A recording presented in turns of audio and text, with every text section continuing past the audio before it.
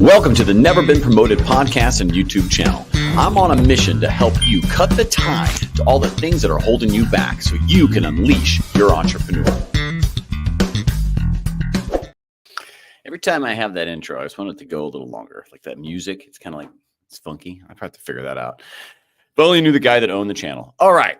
Welcome to Never Been Promoted. Today, we're back again live. Today with Trainer B, we're going to learn about fitness, how can, help you with entrepreneurial success, life success, really, and how to kind of really, hone in that the fitness aspect as it helps your journey. I know it's been a big aspect of my last year with quitting drinking, with getting in shape, getting stuff right. It's changed my mindset, and sometimes you got to do some things ahead of time so that will do you need to learn about that.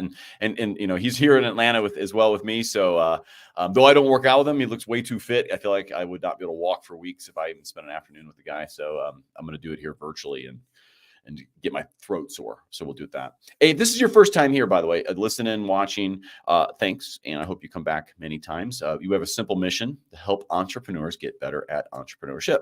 Now we're doing this through the journeys and stories of other entrepreneurs, people that are influential in the space. We have a lot of marketing focus because God knows that's the hardest part, is to get your stuff seen and people to love it. If you like the stuff, that you're seeing and you're listening, check out the, youtube.com at Never Been Promoted. Give it a subscribe. If you'd like to connect with me, do so on LinkedIn. And if you love the podcast and you're on Apple, Spotify, or whatever your player is, please give a really good review. And if you don't like it, go to LinkedIn and tell me why. And if you'd like to apply, you can do that as well. And just reach out, and we'll meet with you and see if it's a good fit. Enough shameless promotion. Let's bring in Trainer B. Trainer B, how are you doing today? What's going on? How's everybody doing? I hope they're doing well. You're okay. What's the Python size? What do we got here? What are we looking at? Let's see here. Can you see it? How do you not really? It's got to be like about 50 inches. You know what I'm saying? It's just hard. Hulk Hogan is like 24, right? Yeah, I haven't even measured them, but I work on them every other day. So I'll put it out there. You're like every other day bicep guy? Yeah. Oh my God. Holy cow. Yeah. I have a tear in one of mine. So it's like every time I do it, I'm like, this sucks. It's like, I don't know. I probably should get that looked at. But yeah, get it looked at, rest it, and then if you're cleared to. It rested for 5 years. I think the tear. I think at this point now it's just worked through it. Yeah. Okay. Very nice. You're down here in the Atlanta area in Sandy Springs, training down there at the gym. Yes. You're an entrepreneur. You're out there like a lot of fitness trainers, a lot of people, coaches, life, health coaches even. And so I want to hear how your story was. But let's start with a fun icebreaker. I often ask this one, but here's your question. If you were to be arrested for something and no one knew anything, what would your friends and family assume you did? That's a good question. Everybody knows me to be ultra chill. So it would probably be assault, but be self-defense assault. So like you're in your 100th pull-up and someone pushes you off the pull-up bar, and you're like, you know what? No, hell no. I was going to get 100 in a row. I was about to do the MURF. And you know what the MURF is? The MURF workout? Mm-hmm. It's just it's a whole. So people don't know the MURF. It's like 100 pull-ups with a weighted vest. Then it's like 200 push-ups, I believe. And then it's 300 squats, right? Mm-hmm. Yeah, and then you first start with a mile with a weighted vest, and you end with a mile weighted vest. You wear this weighted vest, and this guy was a Navy SEAL who I think he got killed in line of duty. You could do it. I could do it. Yeah, yeah. I mean, I might suffer through it. I might not do it fast, but I'll take on the challenge, man. I think I could work my way through everything except the pull-ups because I need more fitness to get there. So let's get into that. I can't do a pull. Like I got a bad limb here, and I'm chunky waist down. You know how hard it is. You know how hard it is to keep this chin thin and keep fat below. It's tough. I mean, that's hard to do. All right, let's get into your journey a little bit. You want to talk about what kind of you focus on, and how you got into this whole world and this there's lots of people doing what you're doing, and we're gonna get how you differentiate, but maybe give us a little background for you. So years and years ago, I was in the medical field, a surgical assistant assisting with skin cancer surgeries, and I didn't like that job. I didn't like that at all. I spent really a lot of my off time just training, working out with friends, and I was complaining to my friend a lot about how much I hated my job, and then he said, "Hey, B, you're in great shape. You look great. Why don't you just help other people do the same thing?" And I said, "You know what? That's a pretty good idea." So I made the switch. This was around, I believe, 2017, 2018, and just went for it. Went to the first spot down the street from where I lived that would hire me, and people started liking the classes, and then just kind of moved on from there, training whoever and anybody that I could. You came from like what would be a corporate job, so to speak, right? Like if something you trained Hmm. for, I mean, that's a lot of hours in school to get to the point of assistant of surgery. At least I hope it is. My God, I hope it's not something you can do overnight. But a lot of hours. You spent a lot. Yeah. How did you manage the maybe family or friends' perceptions though, like that were like, you're gonna do what? Did you run into some of those naysayers out there that were kind of pulling you back? Uh, no, I didn't really run into too many naysayers. Actually, when I started posting more content on Instagram and everything, doing the workouts, people are like, "It looks like you actually found something that fits you Right. more than the other job." Because the other job I never really even posted because I hated it. So there you Right. go. So let's back up to that. How did you even Yeah. start down that path then of something that you didn't know you'd love? Like why did you even go down the original? Because I asked this because so many people go down career paths, family pressures. You think it pays a lot. You heard it's easy hours or it's a good career, good whatever it is. Then you get there and you're like, this really is not what I want. So because this is where a lot of people get stuck. So how did you get down the wrong path? Um, yeah, and I wouldn't even classify it as the wrong path, even though I understand what you're saying. But the catalyst was, out of high school, I went into the Air Force. And when I went into the Air Force, my original job was supposed to be a load master, meaning I calculate the loads on the plane to make sure that the plane is balanced and all that good stuff. And before I was supposed to go into the technical school to learn how to do that job, they had a preliminary course that they had just added, ironically, as soon as I came along. And for some reason, my brain couldn't associate to differentiate between the planes. I couldn't tell an F-150 from an F-6. I just couldn't, my brain just, I think an F-150 is a truck 50 is, from Ford. yeah, So I think right. that's the biggest problem. Yeah. That's not even a So plane. see, there you go. There you go. Yeah, no, you can put So like 10,000 pieces of drywall on it. Like it's a right. So it just was a no go. And so I kind of failed that preliminary course. And one of the sergeants was like, "So, Airman Johnson, are you afraid of blood?" And I said, "No." And he said, "Well, try the medical field. At least you'll have a job if you ever decide to leave the military." And the only thing that was on my mind was, well, all of the chicks are in the medical dorm. So sign me up. there it is. And voila, that's what happened. Once I got out of the military, kind of continued with it just so I could have a job. I wasn't 100% sold on what I really wanted to do, what my real purpose was at that time. So I Yeah. just rolled with the medical field, and then took it from there. Did you do a split where you started training, or did you cold quit and have at it? I was training in the evenings for a few months, and then work. The job got unbearable with management and different things going on at the job. And I talked to the owner of one of the gyms that I was working at, because I was kind of working at two different gyms at night. And I said, "Hey, what do I need to do to replace this income, or at least get close to it?" And so we came up with something, and I was able to make the move. That's great. And I think, maybe talk about some of your biggest challenges. I mean, income's always one that moves, but what were some other challenges you faced when you said, I'm going to become my own boss? Um, just the uncertainty, not knowing, what to do month to month if I wasn't able to, get enough clients, advertising, marketing, all of those things. So it was basically just, I didn't even really dip my toe in, just kind of just jumped into the pool with it and learned as much as I could from other personal trainers in the gyms that I was working at, to kind of get some advice from there and take it from there. But really marketing and just the Yeah. fear of not knowing where the next client was coming from. That doesn't go away sometimes too. So it's like, Yeah. and you had to go through COVID with this too. So isn't that right? Like, I think the timing, Yeah. I Yeah. don't remember when COVID it was anymore. I kind of just black out during that period. That 2020. could be due to Yeah. alcohol abuse. We don't know though. Just kidding. Just saying. Kids, you're going to see this one day. I was joking. Okay. I think It's I a was jokey there. joke. Jokey Right. joke. How did you manage, like, marketing is always tough, and we can dive into maybe kind of the things you used to do. It may actually a good way to start. So what is it you tried that didn't work, and where have you ended up for marketing for your business, basically?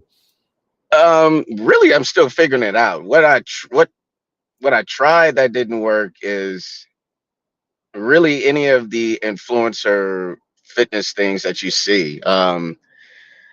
You have people kind of doing tricks. They're doing upside down barbell presses, and just doing all kinds of crazy stuff. And that just isn't me. I'm not a skit guy.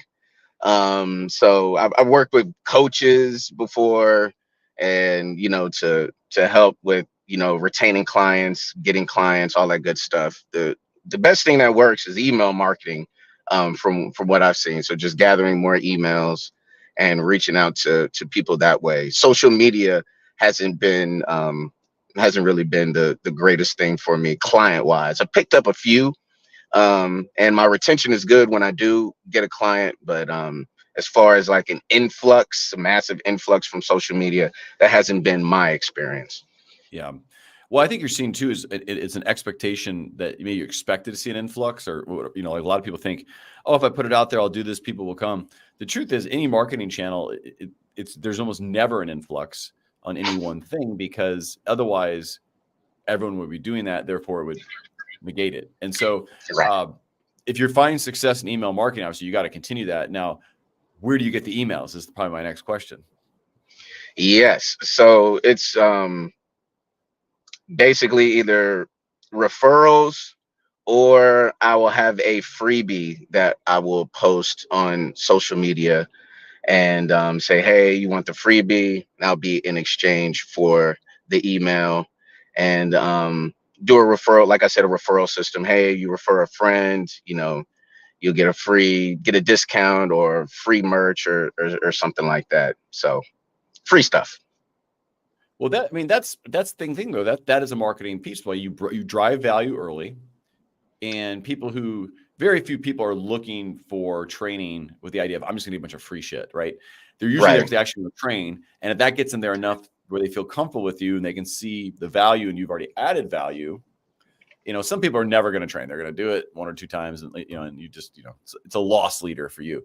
But if you do it, I think when the people I think you should know is when you give some value away, whatever that is, people expect to give you something back. Oftentimes, there's very few people who actually truly use, right? And if your thing says, hey, it's not free after this, that's easy. That's it.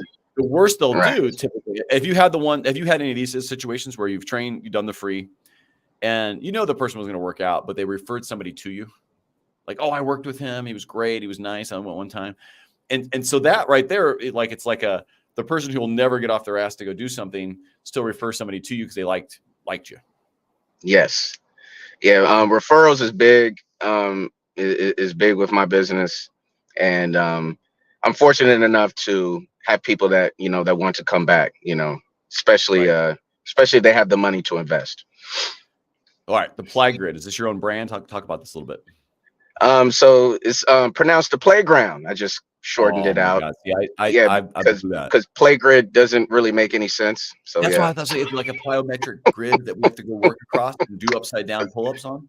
that doesn't make sense. Yeah, the playground. Yeah. So the idea behind it is, when you go to the playground, there's open space. You can pretty much do whatever you want to get fit. Sports. You can work out there.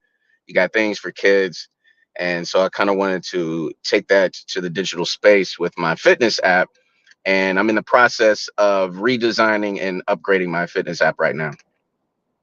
Awesome. So why did you feel the need to have your own maybe brand with that?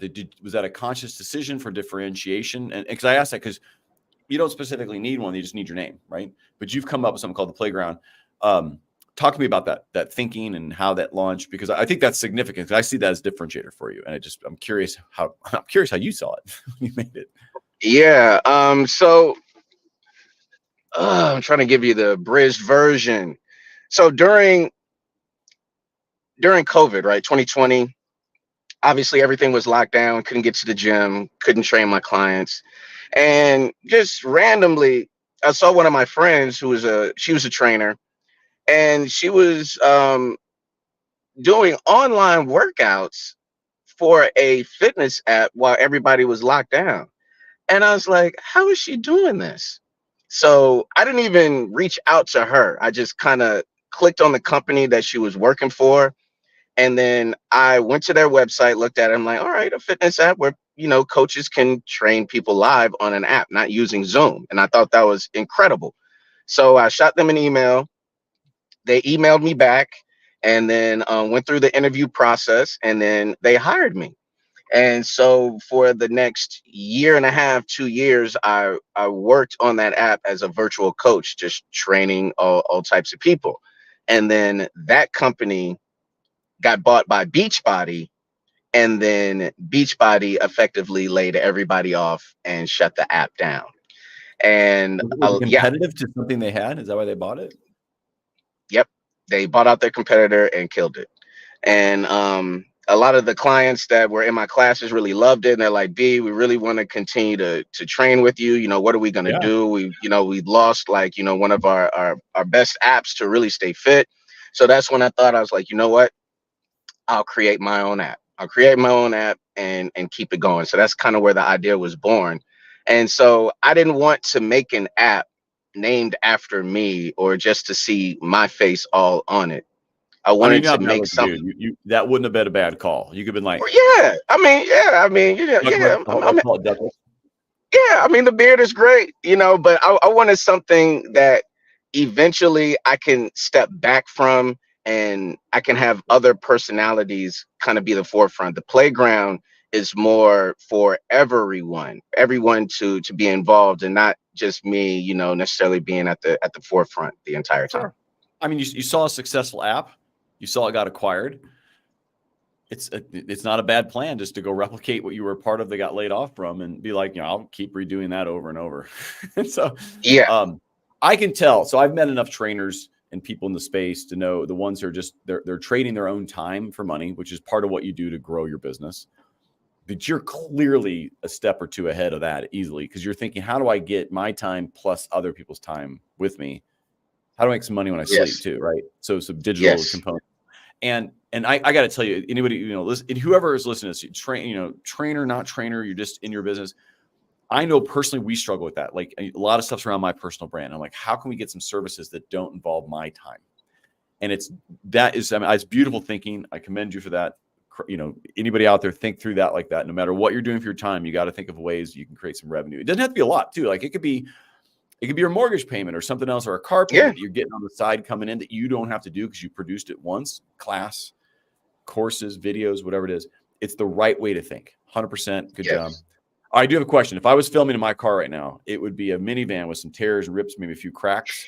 2013 white Honda minivan. It's about 200,000 miles. I rock that thing all day long as a truck, as a transport. Hoober, Duber, and Fuber, which is a dad Uber, husband Uber, friend Uber, because I stopped drinking. So now I drive everyone. What is your car? It looks nice. It's got cranberry. Looks good. Oh, yeah. This is a Mustang. Yeah. And the reason I'm in my car right now is because I have a Sandy Springs who always pull over everyone fairly, just to be very clear on that. How many times have you been pulled over in that bad boy? You know what? Not a whole. Yeah, I had to think about it. Not a whole lot. I've been pulled over in recent memory over the past year or two twice, and that's because I will forget to update my registration. I think my registration lasts until the end of the month, but it expires on your birthday. And my birthday's the 14th. So, I mean, and these cops are on it. Like, if your sticker color is the wrong color for the month, they will pull you over. So, I will say, when I get pulled over, it's a just pullover. All right, so you got But two. I right, want you to go but I on a have to. recurring meeting that starts the month prior. Every day that says renew your sticker. It's only $5 online. Just it's online. It takes like no time. And even if you forget to put the sticker on, they get behind you and before they go chirp chirp, they'll run your Right, plate and you'll see it's they'll look updated it and up. they'll leave you alone. Okay, so do it before the month. Gotcha. Of course, it's a 5-minute activity. It really just go take a picture of VIN. But sorry, we'll get out of the weeds on that. All right. Thanks. It's so easy. It's online. It sucks when you go past because then you got to go deal with stuff. But if you do it before, it's super fast. So you just, I'm going to give you a little process. 1 month, recurring meeting for that month prior every morning at 7 a.m. Before you go touch a weight, do it on your phone. Takes like 2 minutes, 5 minutes. Really. All right. Let's get into something. So I know personally, in my own kind of journey, I was a really good junior athlete in my youth, right? Junior Olympic team stuff, like really a good athlete. Then I kind of just let it go for 20 years. It's called marriage. Wow. I think I was a smooth 252 in my wedding. That's the fattest I've ever been. All right. The point being is I'm 48, about mid 40s. I started noticing a big slowdown of just kind of like, just more tired, more foggy, getting fatter. I stopped drinking last August, not because I went through a program. I just said, I think my last 10 years of my life will be healthier if I stop. And I was getting bored with it. And it wasn't adding value. And for sure, it was just creating too much time loss just by being foggy or whatever else. I was like, I'm going to lose weight because of it. I was like, God, I'm not eating anymore. And then it turns out, you go look at your blood work, you have low testosterone, and you get that fixed. And all of a sudden I'm like, 230, 225, lost tons of body fat. It's back to where I was where it should be, let's say, as you feel as a man, and my mindset's different. And I make this joke that every week you put in a little bit of this and you get like an extraordinary amount of, and I can't tell, if I probably should just do a short for men, go get this shit tested because it's happening. You're a slowly boiled frog as you get in your mid 40s. Are you see this though in your own world that sometimes that is the differentiator of realizing that you're just kind of chemically off a little bit? And that's the difference in motivation to get there. Or was it, if I had started just working with you and had the accountability, it would show up. So because for me, I never got back out until I got it fixed. So I'm kind of curious what your take is on people who just are aging versus just motivated. Because I feel like I'm a motivated person, just could not get it done. I think it's a little bit of both. I think it helps to at least get that initial checkup before you decide that you want to work with a trainer, just so you can see if you are having any kind of chemical imbalances or things like that. But the biggest thing that I've run into as a trainer is more so mindset. People being able to stick with it or develop the initial habits that it takes to stick with it. Like, hey, this time every day or every other day, I'm going to do this, and this is going to be my time, and I'm going to work out at this time, and I'm going to give my body what it needs so my body can give me what I need. So, you treat your body good, your body will treat you good back. But aside from the chemical portion of it, mindset is paramount. Yeah. Well, I will tell you, my mindset couldn't get there without it. I mean, because I wanted to, my mindset and all this stuff, but you just the motivation, it's not the sustainability or mindset's not there. I will tell you though, you are 100% spot on. I'm somebody who generally have always been like, I hate routines because it makes me feel corporate.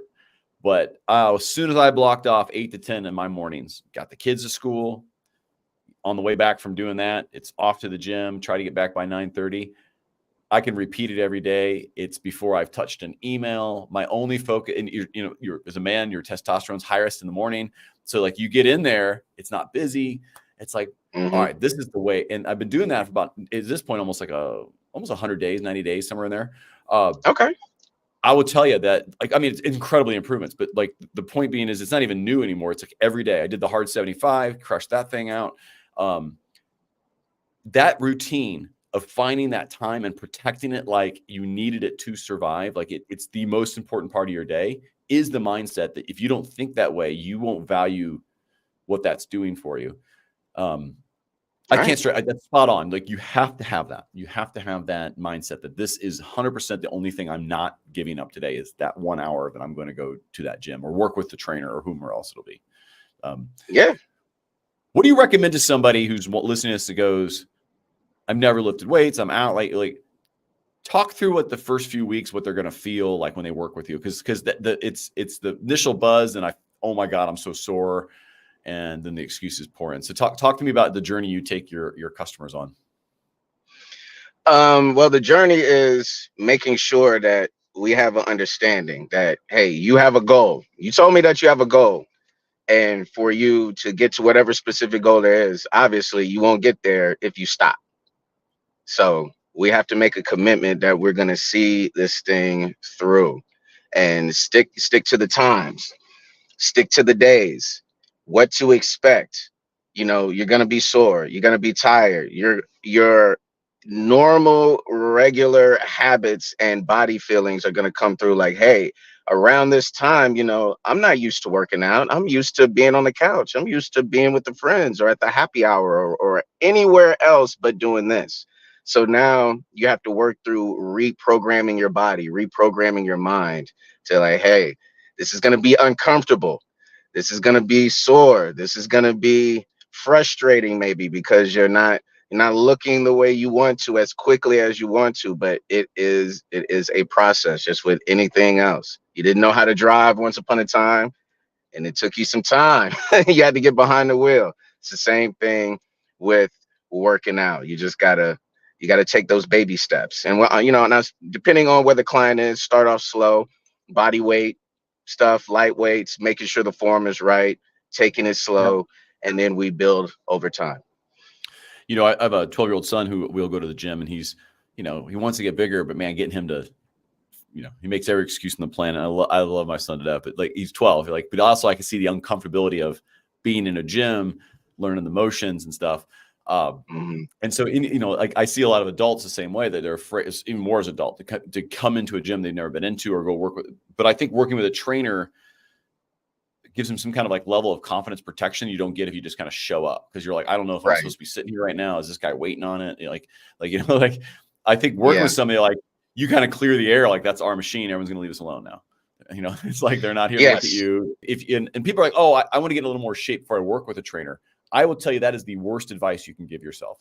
You should be doing it from day one because you're going to get way more out of it, get the better form, know what exercises to do, and then you can go do some of your own things and leverage it differently. You're more likely to get hurt too if you're not working with a professional in the early days. I mean, I assume you'll have a perspective on that. Yeah, one of my mottos is, what I tell my clients is, I train you so you're able to train yourself. And one of my clients, Nicole, been working with her. It's been going on 4 years now. Been with her through right after her first pregnancy, through another pregnancy. And whenever she goes to any boot camp or any, you know, boutique studio or whatever, and she's working out, like the trainer will come by and be like, oh wow, your form is great, you know what you're doing. She's like, yeah, I'm good, I'm cool. She's not speeding through. She'll see other people rushing, she's just taking her time, you know, just slow going. And she's comfortable in any situation, and that's what I like to help my clients do. They'll go into a gym, they'll know exactly where to go, what to do with any type of machine, any type of free weight, kettlebell, rope, ball, whatever. And so I think initially you want to work with someone who's more knowledgeable than you, so you can, at the very least, a month or two to at least get a foundation of knowledge before you go out on your own. Yeah, 100%. And I think this lesson can be applied to many aspects of your business. Once you have enough success and realize that, hey, I'm struggling, let's say, with marketing, you should find somebody who knows how to market an app specifically in your industry locally. Like, it doesn't have to be local to you, but knows how to do a local app build to do this. You should be outsourcing that. Like, that investment, you'll do an initial dip in funds, which is called an investment, and that should be producing more of a revenue machine. And then when you get so busy, you either then hey guys, you find, then your next thing is I need to go find new trainers that want to get in the business because I got leads for them. And then now, you're getting them a good deal where you're like, now you got the beginnings of then now your app. So you can be like, hey, you're going to teach this class in this app today. You get whatever money. And now you're back to where you were. And that's probably for you. Is that one of the things that's kind of holding you back from that next level is getting that consistent feed in to be able to build it? Basically, yeah. And needing more revenue to be able to do that. But another thing, I've taken a detailed look at my fitness app and what I'm doing, and I just want to provide more value for people. So and I kind of want to just do my own thing. Right now, my app, basically the foundation of it is a white label app, meaning somebody has come up with the basis of it, and then I just kind of slap my own branding on it, and then voila, there it is. But right now, I'm building a brand new app from the ground up with new features, so people can connect with each other on the app. Other trainers, independent, they don't even have to work with me or for me, can get on the app and they can train their own clients. They can be able to take a class somewhere. They can track their meals, their macros. They can meditate, all of that stuff. So I'm just looking for ways to give more value to people and to help as much as I can. Maybe talk about your pricing strategy a little, because you see people charging whatever $120 an hour for a massage, let's say, which is, I'm like, sometimes I shake my head at that. But then you see trainers making a third of that, and you're like, is that massage really more valuable than the training? I don't think it is. Right.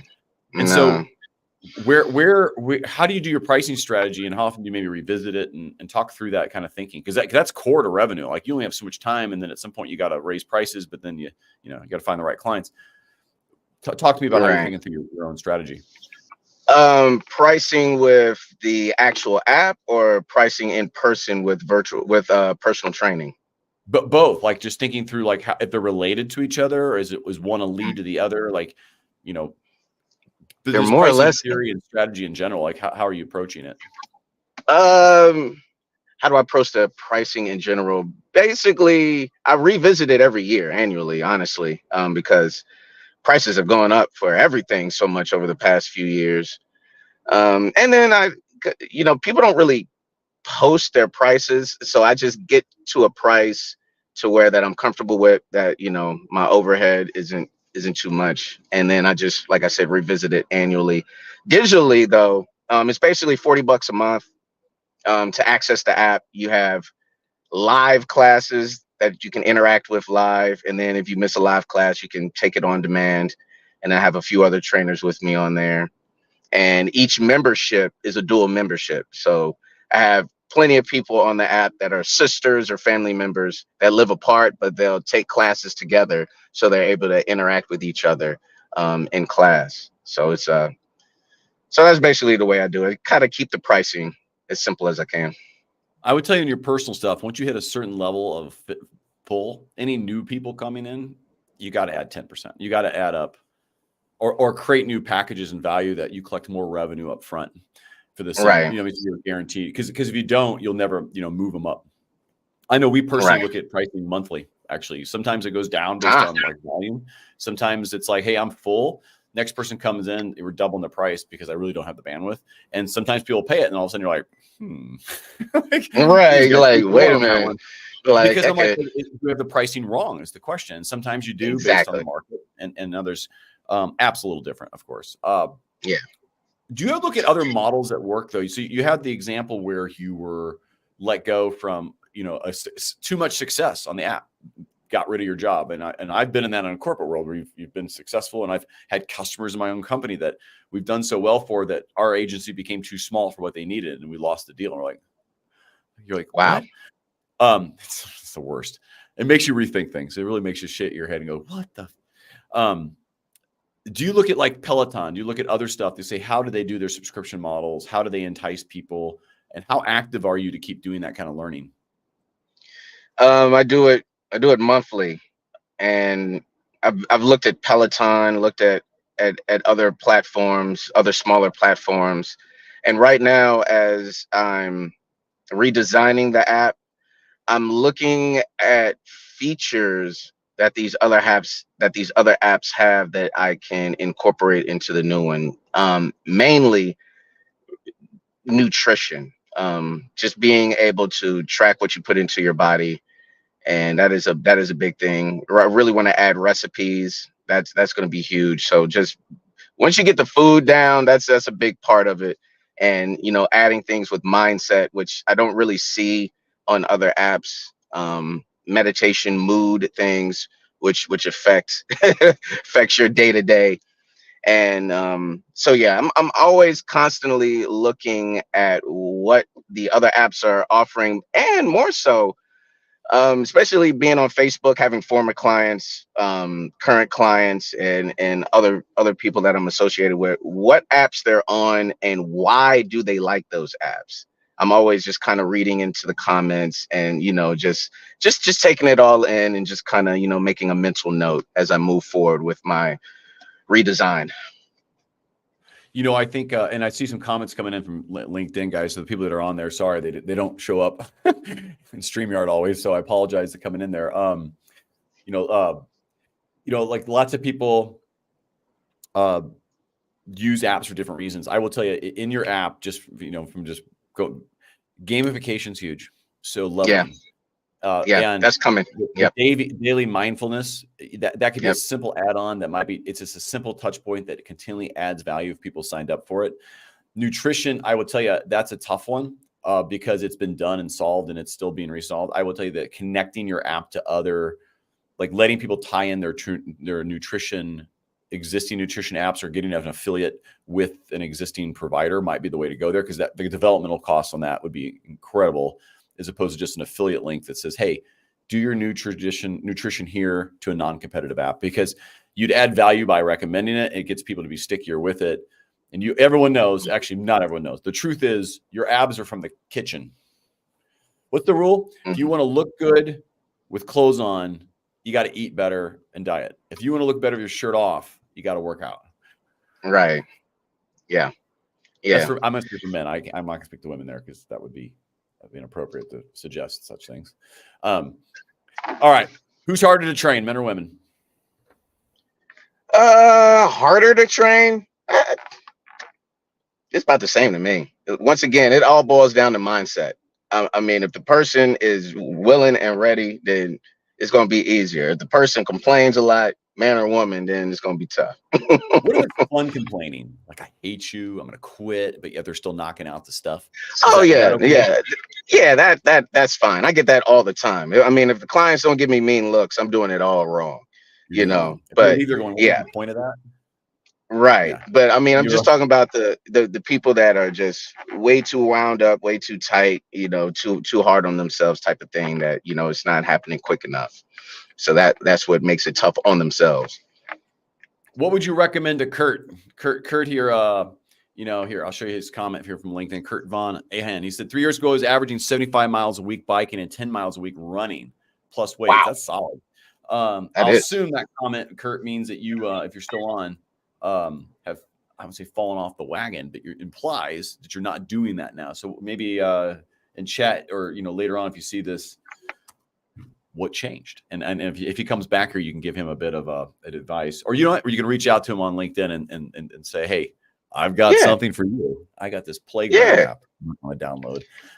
But Kurt, thanks for coming in there with us on it.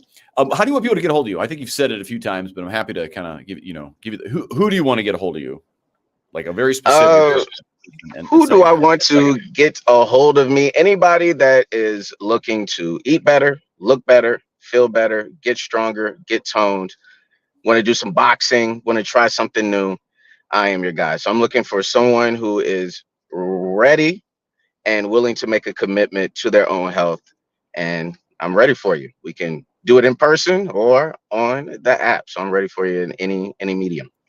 I love it. I'll tell you another way, I think, because there's so many guys my age, 40s, like, that are doing this testosterone stuff and looking at it and realizing that, hey, women lose estrogen. Things happen to them, things happen to us, but we just don't realize it. There's so many local clinics that you might be a good partner with, because once you have made that change, what those clinics or the urologists aren't doing. They're not saying, go do something with it. Like, it's one thing to say, oh, I feel better now, but now you have these bad habits. But if you can stack on top fitness, I feel like I'm 25 again. And I'm telling you, like, that might be your marketing piece, is just to go to those clinics. Say, guys, I specifically work with men who are back on, on testosterone replacement therapy, so they don't get hurt. They get the most out of it.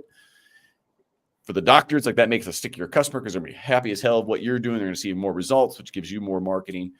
That's who I would go crush with that. I would just go knock a door and be like, hey, listen, I specifically focus on that guy. Okay, that's a great idea. And this is what's media stuff.